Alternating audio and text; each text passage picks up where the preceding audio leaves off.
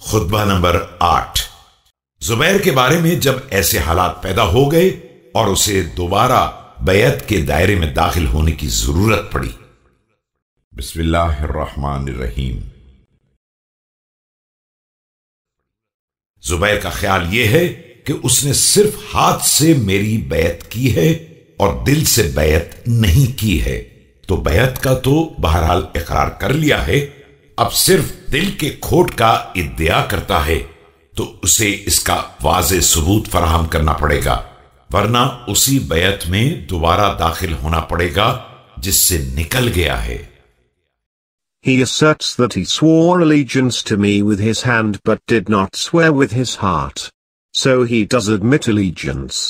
As regards his claiming it otherwise than with his heart, he should come forward with a clear argument for it. Otherwise, he should return to wherefrom he has gone out.